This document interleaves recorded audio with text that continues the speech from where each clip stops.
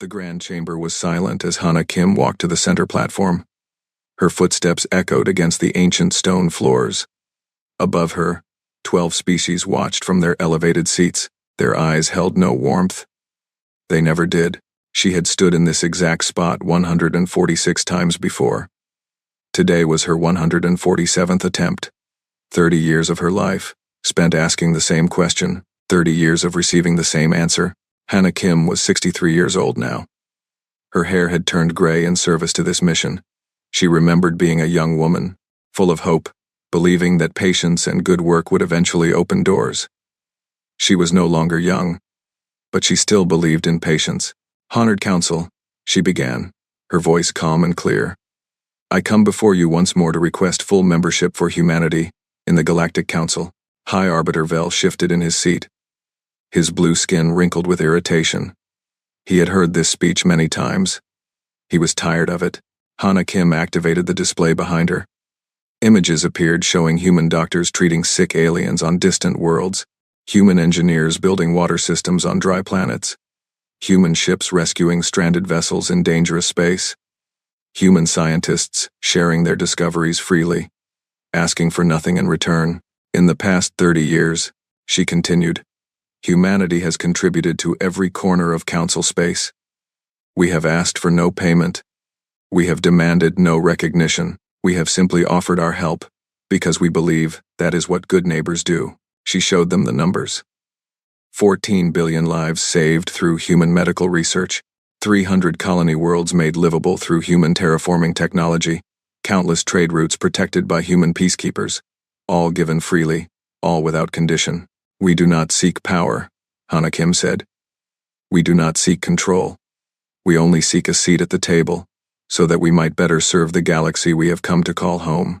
She finished her presentation and waited. High Arbiter Vel leaned forward. His voice dripped with contempt. "Ambassador Kim, your species has been spacefaring for only 400 years. The youngest species on this council has been among the stars for 3,000. You are children. Clever children, perhaps, but children nonetheless." Councillor Mox, representative of the Keth Federation, added his voice. His insect-like face showed no emotion, but his words were sharp. "Humanity's rapid advancement is concerning. No species should grow so fast. It is unnatural. It is destabilizing." Hana Kim wanted to respond. She wanted to point out that humans grew fast because they helped each other, because they shared knowledge instead of hoarding it, because they believed that lifting others made everyone stronger. But she had learned long ago that the Council did not want explanations. They wanted humanity to wait, to know its place, to be grateful for whatever scraps of tolerance they received. "The vote will now proceed," High Arbiter Vel announced. One by one, the 12 Council species cast their decision. One by one, they rejected humanity's application. The vote was unanimous. Not a single voice spoke in their favor. In the observation gallery above, Admiral Tae Woo watched in silence. His uniform was crisp and perfect. His face showed nothing. He had served Earth for 40 years. He had fought pirates, rescued civilians, and negotiated peace treaties. He had seen humanity give everything to the galaxy and receive nothing in return. He was not surprised by the vote. He had stopped being surprised long ago. Tae Woo pulled out a small communication device. He typed a single coded message and sent it to Earth. The message said, "Proceed with Protocol Quiet Dawn." Below, Hana Kim bowed respectfully to the Council. Every eye watched her, waiting for the outburst, waiting for the anger, the threats, the bitter accusations. Humans were emotional creatures. Everyone knew this. Surely, after 30 years of rejection, she would finally break. She did not break. "Earth thanks the Council for its time," she said, her voice steady and warm. "We wish you prosperity in all your endeavors." Then she turned and walked out of the Grand Chamber. She did not look back. High Arbiter Vel felt a strange discomfort in his chest. He had expected something more, some display of human weakness that would justify the Council's decision. Instead, he received only dignity. It bothered him more than he wanted to admit. Within 72 hours, the departure began. On the medical station orbiting Keth Prime, human doctors finished their final surgeries. They trained local staff on basic procedures. They left detailed notes and instructions. Then they packed their belongings and boarded transport ships. On the agricultural worlds of the Null Enclave, human scientists completed their last soil treatments. They handed over equipment and databases. They said goodbye to colleagues they had worked with for decades. On the trade routes through dangerous space, human peacekeepers filed their final patrol reports. They transferred their maps and navigation data. They shook hands with the merchants they had protected for years. No one made speeches. No one demanded apologies. No one said, "You will regret this." They simply left. Elder Tira of the Null Enclave stood at her window, watching the human transports depart. She was over 800 years old. She had seen empires rise and fall. She had witnessed countless species come and go, but she had never seen anything quite like this. The humans were not running away in anger. They were not plotting revenge. They were simply honoring the Council's unspoken wish. "You do not want us here." "Very well. We will go."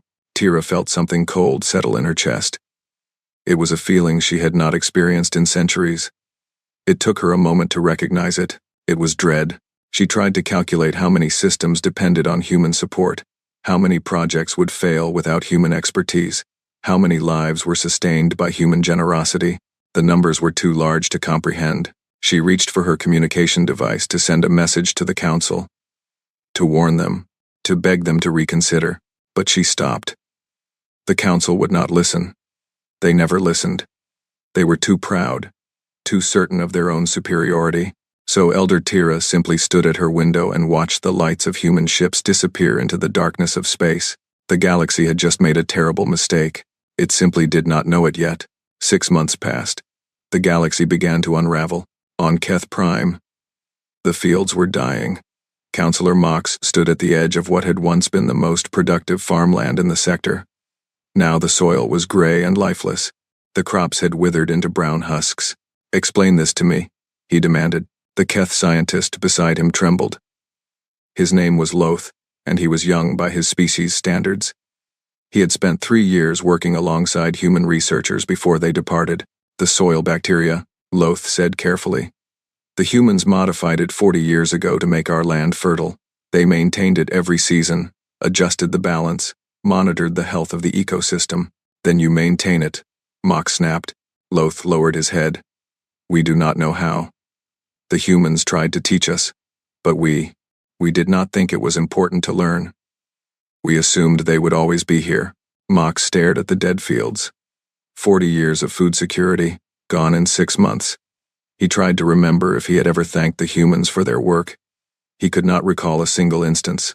Far across the galaxy, the Null medical stations faced their own crisis. Elder Tira walked through the crowded halls. Patients filled every bed and spilled into the corridors. They suffered from Venn syndrome, a neurological disease that had plagued the Null for centuries. Human doctors had developed a treatment 20 years ago. It was not a cure, but it managed the symptoms. It gave patients normal lives. Now those patients were dying. "The treatment is not working," a Null physician reported. His voice was exhausted. "We followed the human protocols exactly, but the patients continue to decline." Tira examined the medical records. She saw the human approach written in careful detail. Medication, yes, but also therapy sessions, environmental adjustments, dietary changes, exercise routines, social support programs. The humans called it holistic care. They treated the whole person, not just the disease. The Null had only understood the medication part. They had ignored the rest as unnecessary human sentiment. Now they realized it was all connected. Remove one piece, and the entire system failed. "How many will die?" Tira asked quietly. The physician could not meet her eyes. "Thousands, perhaps more." In the trade corridors of the Drift Nebula, merchant captains faced a different kind of death. The Drift was a region of twisted space, filled with gravity wells and radiation storms.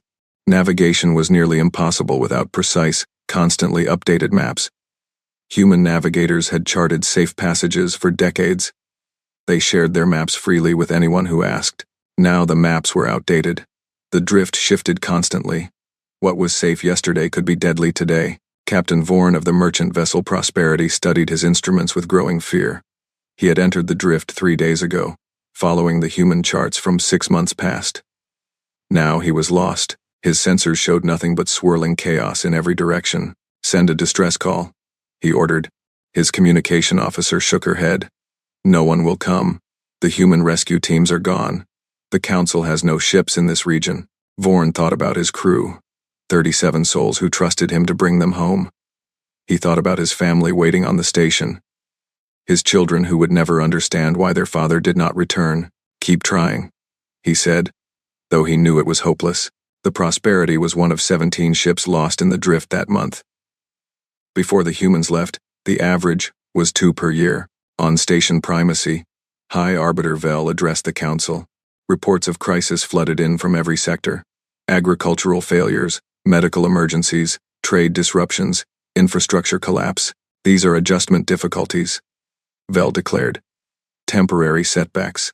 The galaxy survived for millennia before humans arrived. We will survive without them." But his voice lacked its usual confidence. He had seen the numbers. He understood what was happening, even if he refused to admit it.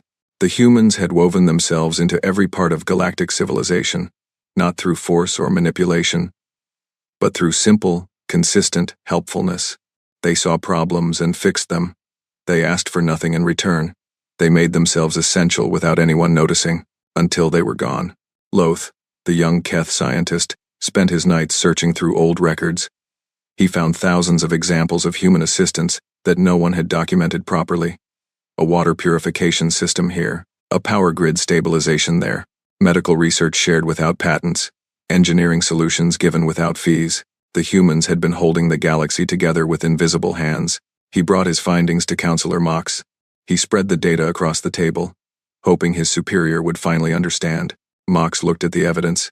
His face hardened. "You spent your time compiling this?" he asked coldly. "Someone needed to understand what we lost," Loth replied. "We lost nothing.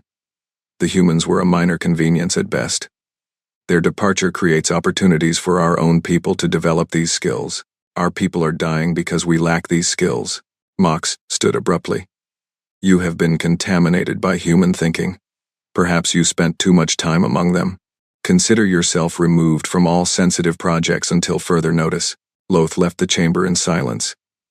He had expected this response, but he had hoped, foolishly, that facts might overcome pride. On the border of Council space, Warlord Kern of the Drath Dominion received intelligence reports with growing pleasure. The Drath had been enemies of the Council for centuries. They were conquerors by nature, always seeking to expand their territory. But human peacekeepers had contained them for 80 years. Human strategists had made invasion too costly to consider. Now those humans were gone. Kern studied the maps of Council space. He saw the undefended colonies, the weakened trade routes, the crumbling alliances. The Council was falling apart from within, and no one was coming to save them. He called his generals together. "Begin preparations," he ordered. "We attack in 8 months." His generals saluted with fierce joy. They had waited generations for this moment. The humans had been the only thing standing between the Dominion and total victory. Now there was nothing. Elder Tira sat alone in her quarters. She had sent 17 messages to Earth in the past 6 months. None had received a response. The humans were not ignoring her. They simply had nothing to say. She understood their silence. What words could bridge the gap between them now? The Council had rejected humanity. Humanity had accepted that rejection with grace. There was nothing left to discuss. But Tira could not shake the feeling that the worst was yet to come. The current crises were only symptoms. The real disease was Council arrogance, and that disease had no cure. 14 months after humanity's departure, the Drath Dominion attacked. The first target was a small colony world called Varen. It had no military value. Its population was mostly farmers and their families. The Drath chose it specifically because it was defenseless. The assault lasted 4 hours. When it was over, every building was burning. The survivors were loaded onto transport ships, destined for Drath labor camps. The message was clear: the Dominion was coming, and no one would be spared. Captain Jae Sung had designed the defense network that once protected the outer colonies. He was a human military officer known for unconventional thinking. Other species built massive fortresses and relied on superior firepower. Jae-sung believed in something different. His strategy was based on cost. He made every attack expensive. Hidden sensor networks detected invaders early. Automated defense platforms forced enemies to waste ammunition. Evacuation routes allowed civilians to escape, while delaying forces bought time. Even a successful invasion would cost more than it gained. The Drath had tested these defenses many times over the decades. Each time, they calculated the losses and decided against full-scale war. Jae-sung had not stopped them through strength. He had stopped them through mathematics, but Jae-sung was gone now, along with all the human military advisors. The defense network remained, but no one understood how to operate it properly. The Council military commanders looked at the systems and saw only complexity they could not master. Within 2 weeks, 3 more colony worlds fell. High Arbiter Vel called an emergency session of the Council. For the first time in his long career, fear showed in his eyes. "We must respond with overwhelming force," he declared. "The Dominion thinks we are weak. We will show them the true power of the Council." The combined fleet assembled near Station Primacy. It was the largest military force gathered in over a century. Ships from all 12 Council species formed into battle formations. Their commanders boasted of easy victory. The Drath were savage but primitive, they said. Superior technology would crush them. Vel himself took command, eager to prove his leadership in crisis. The fleet departed for the border, where Drath forces had massed for their next assault. Sensors detected nearly 200 enemy warships. The Council fleet numbered over 300. The mathematics seemed simple. The battle began at dawn by station time. It ended before noon. Councillor Mock survived only because his flagship was damaged early and forced to retreat. He floated in the wreckage, watching the destruction unfold on flickering screens. The Council fleet had charged directly at the Drath formation, expecting the enemy to break against their superior numbers. Instead, the Drath had split into small groups and attacked from multiple directions. They targeted supply ships first, then communication vessels. Within an hour, the Council fleet was blind, hungry, and scattered. Vel screamed orders that no one could hear. His command ship was destroyed by 3 Drath vessels working in perfect coordination. Mox realized, in that terrible moment, what had gone wrong. Every Council victory in his lifetime had involved human advisors. Humans who understood that war was not about raw power, it was about logistics and supply lines. It was about communication and coordination. It was about breaking the enemy's will while protecting your own. The humans had tried to teach these lessons for decades. The Council had dismissed them as unnecessary complications. Now 200 Council warships drifted as burning wreckage, and the path to the heart of civilization lay open. Warlord Kern stood on the bridge of his flagship, savoring the victory. His generals reported the final counts. Council losses were catastrophic. Drath losses were minimal. It was the most one-sided battle in galactic history. "The humans taught us well," Kern said with dark amusement. He had studied human military tactics for 50 years. He had watched recordings of their battles, analyzed their strategies, learned their principles. While the Council mocked human methods as primitive, Kern had recognized their genius. Adapt quickly. Strike where the enemy is weak. Never fight fairly when you can fight smart.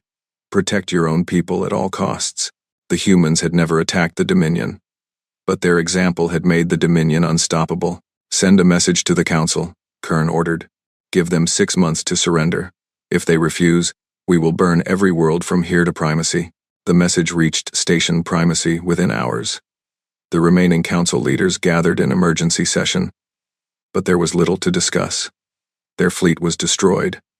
Their colonies were falling. Their population lived in terror. Elder Tira spoke for the first time in the session. "We must contact Earth. The humans abandoned us," another counselor protested. "We abandoned them first," Tira replied. "We rejected them. We dismissed their contributions. We told them they were not welcome in our civilization. They simply accepted our judgment. They will not come. Why would they help those who spurned them?" Tira had no answer. She only knew that without human intervention, the Council would fall. The Dominion would conquer everything. Billions would die, or be enslaved. She composed a message to Earth. She did not beg or make excuses. She simply described the situation honestly. The Council had made a terrible mistake. Countless innocent people would pay the price. If humanity could find it in their hearts to help, the galaxy would be grateful. She sent the message and waited. Days passed. No response came. On the outer colonies, Droth forces continued their advance. Each victory made them bolder. Each conquest added to their strength. Refugees flooded toward the core worlds, telling stories of horror and destruction. Loth worked in a refugee camp, helping displaced families find food and shelter. He had no official position anymore. Counselor Mox had stripped him of his rank for sympathizing with humans, but he could not sit idle while his people suffered. A young child approached him, holding a torn piece of cloth. It bore the symbol of Earth's humanitarian core. The child had kept it as a treasure since the human aid workers left. "Will the helpers come back?" the child asked. Loth looked at the symbol. He thought of Commander Su Hyun, who had led the humanitarian teams. She had worked in camps like this for 20 years. She had held dying children and comforted grieving parents. She had given everything she had to people who were not her own. "I hope so," he said softly.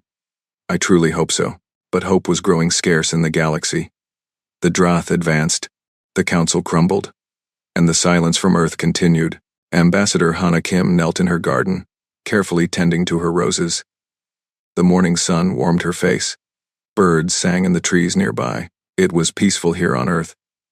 Far from the politics and rejection of the galactic stage, her communication device buzzed. She glanced at it and saw another emergency message from the council. The 17th, this month. She returned to her roses. Across the city, Admiral Tae-woo sat in a conference room with Earth's senior leadership. The walls displayed maps of council space, now marked with red zones showing Droth conquest. The red had grown significantly in the past weeks. "The situation is clear," said General Park, the head of Earth's defense forces. "The council is losing. Within 6 months, the Dominion will control everything from the border to primacy itself. And this concerns us. Why?" asked another officer. His voice was bitter. "They voted against us unanimously. They called us children. They said our rapid growth was suspicious and dangerous." Murmurs of agreement rippled through the room. Many present had spent their careers serving the galaxy, only to be dismissed and rejected. The wound was still fresh. Tae-woo let them speak. He understood their anger. He felt it himself, deep in his bones. But he had learned long ago that decisions made in anger rarely led anywhere good. "What do we know about civilian casualties?" he asked quietly. Dr. Yuna Park stepped forward. She had returned to Earth after leading human research teams across council space for 30 years. Now, she led the Intelligence Analysis Department, tracking the consequences of humanity's departure. Current estimates suggest 4.7 billion civilians will die if the Dominion conquest succeeds, she reported. This includes populations on 63 inhabited worlds. Most are agricultural or industrial workers, families, children, people who had no voice in the council's decision. The room fell silent. Many of these people welcomed us. Yuna continued. They worked alongside us. They learned from us and taught us in return. When we left, they wept. They begged us to stay. She displayed images from her files. Human doctors with local colleagues. Human engineers celebrating completed projects with grateful communities. Human teachers surrounded by students of a dozen species. "These are the people who will pay for the council's arrogance," Yuna said. "Not High Arbiter Vel. Not Counselor Mox. They will escape to fortified stations and survive, but the ordinary people, the ones who actually appreciated us, will be conquered or killed." General Park crossed his arms. "A tragic situation, but not our responsibility. We offered our help for decades. We gave everything and asked for nothing. They chose to reject us. Let them face the consequences. Let 4 billion innocents die because their leaders were fools?" Yuna asked. "We cannot save everyone in the galaxy." "No, but we can save these." Admiral Tae-woo stood. The room immediately quieted. His reputation commanded respect that rank alone could not provide. "I understand the anger in this room," he said. "I share it. For 40 years, I served the galaxy alongside my crews. We saved millions of lives. We asked for nothing except the chance to continue helping, and we were told we were not worthy." He paused, letting the words settle. "But I must ask each of you a question. What kind of people do we want to be?" He walked slowly around the table, meeting each person's eyes. Do we want to be the species that abandons billions to death because our feelings were hurt? Do we want to prove the council right? That we are too young, too emotional, too petty to be trusted with galactic responsibility? He stopped at the window, looking out at the blue sky of Earth. Or do we want to be who we have always been? A people who help because it is right. Not because we are rewarded. Not because we are thanked. But because we cannot stand by while innocents suffer. Commander Soo-hyun spoke next. She had spent her career leading humanitarian missions in the worst crisis zones of the galaxy. Her hair was gray now, her face lined with years of hard work, but her voice remained strong. I have held dying children in my arms, she said. Children who were not human. Children whose species I could barely pronounce. But when they looked at me with fear in their eyes, I saw only children. My job was to save them. Nothing else mattered. She stood and addressed the room directly. There are refugee camps across council space right now. Millions of displaced people. Families torn apart. Children who do not understand why their homes are gone. If we do not help them, no one will. The debate continued for hours. Arguments flew back and forth. Some insisted that helping the council would only enable future mistreatment. Others argued that abandoning innocents was unacceptable regardless of circumstances. Finally, the vote was called. It was close, closer than anyone expected. Earth would help. Not for the council. Not for recognition or gratitude, but for the billions of innocent people who had done nothing wrong except live under leaders who were too proud to see the truth. Captain Jae-sung received his orders that evening. He had spent the past 18 months training new officers and developing contingency plans. Deep down, he had always known this moment would come. Fleet mobilization begins immediately, he told his staff. We launch in 72 hours. His officers scrambled to prepare. Ships were fueled and armed. Crews were assembled and briefed. Medical supplies and humanitarian equipment were loaded alongside weapons of war. Dr. Yuna Park led her science teams in final preparations. She had developed countermeasures specifically designed to neutralize Drath weapons. 18 months of research, conducted in secret. Just in case. Did you always know we would go back? One of her assistants asked. Yuna smiled sadly. I hoped we would. Humanity has many flaws, but abandoning those in need has never been one of them. On the night before departure, Admiral Tae-woo composed a message. It would be broadcast on all frequencies as the fleet entered council space. He wrote and rewrote it dozens of times, searching for the right words. In the end, he kept it simple. Earth remembers its friends. Across the galaxy. In a refugee camp on a devastated world. Loth heard the broadcast.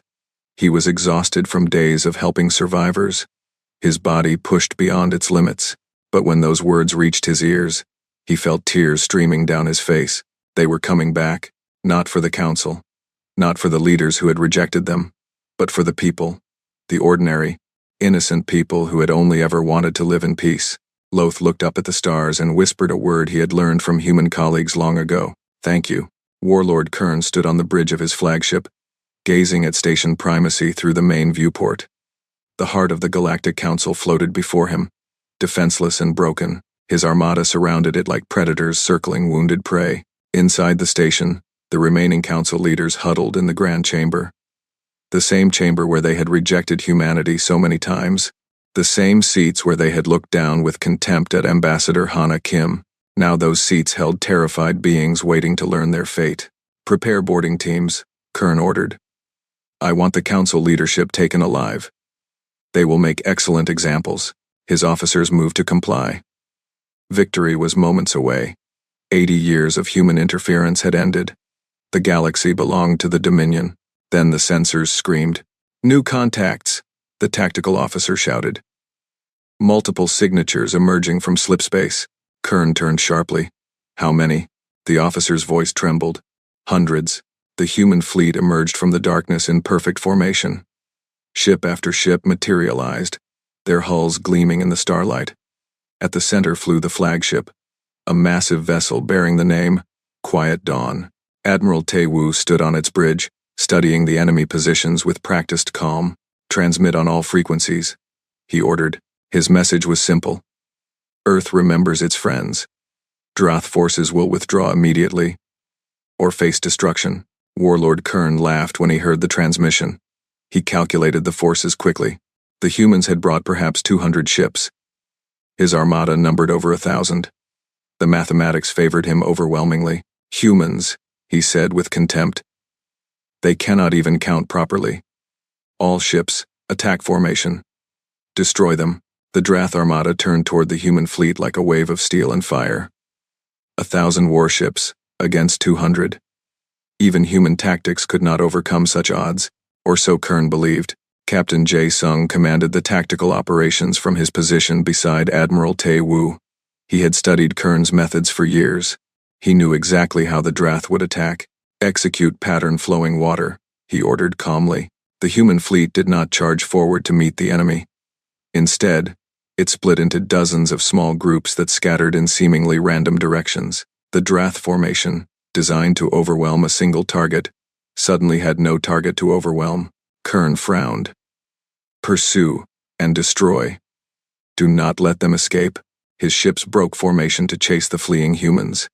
This was exactly what Jae Sung wanted. Human vessels were smaller and faster than Droth warships. They darted between enemy ships, drawing them further and further apart. The mighty Droth armada, once a unified force, became a scattered mess of individual ships, chasing shadows. Then the humans stopped running and started hunting. Small human squadrons ambushed isolated Droth vessels with devastating precision. They struck weak points that Kern did not even know existed. They disabled engines, destroyed weapons, and vanished before reinforcements could arrive. Regroup, Kern screamed. All ships, return to formation, but his fleet was too spread out. His communications were being jammed. His commanders could not coordinate. Meanwhile, Dr. Yuna Park's science vessels deployed the countermeasures she had spent 18 months developing. Droth weapons began malfunctioning. Their shields flickered and failed. Their targeting systems reported false readings. Kern watched in growing horror as his numerical advantage crumbled into chaos. How? He demanded. How are they doing this? His tactical officer had no answer. Human warfare did not follow rules that made sense to Droth thinking. They did not seek glorious combat or decisive confrontation. They sought victory through intelligence, adaptation, and teamwork. Commander Soo Hyun led her evacuation shuttles through the battle, weaving between explosions and debris. Her mission was not combat.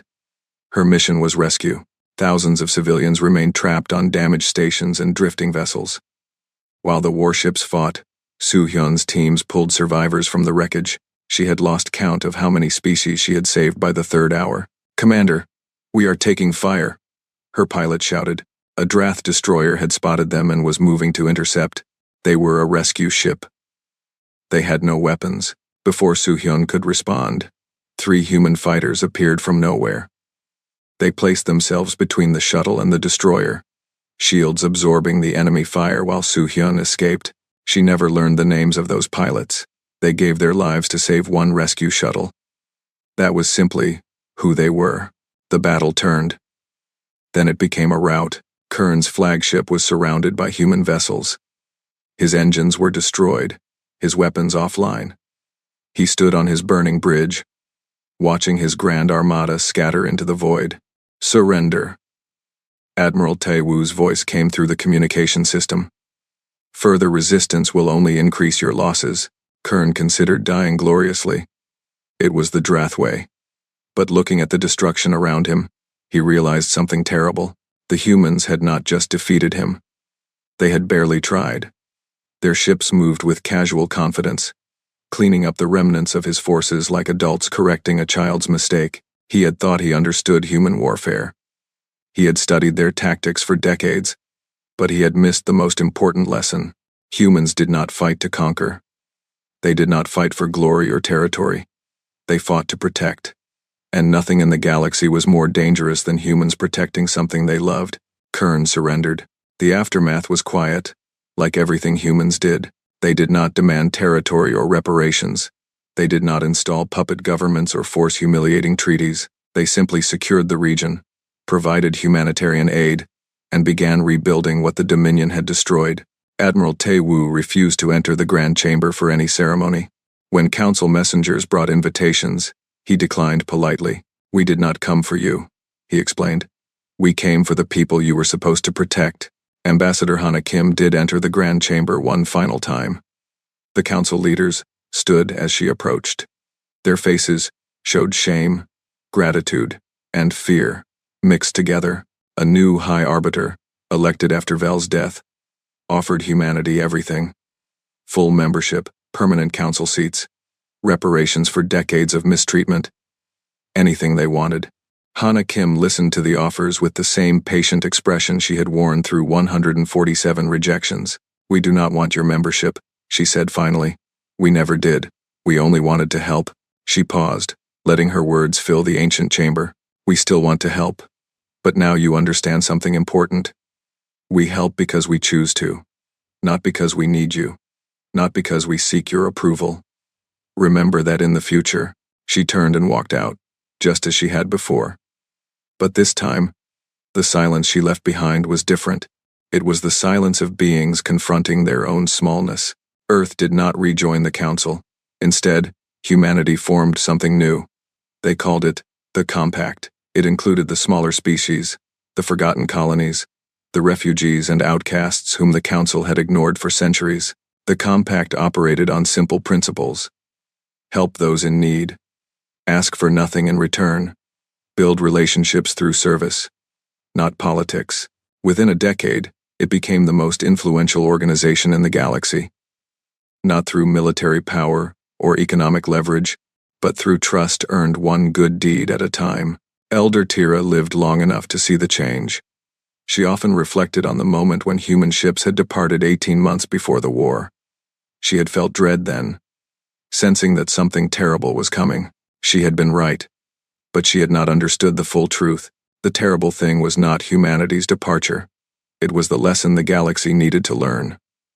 Some lessons can only be taught through loss. The council had lost everything to understand a simple truth that humans knew from birth. True strength is not forcing others to accept you. It is being so essential that your absence is the loudest sound in the universe, and sometimes, the quietest people make the loudest point.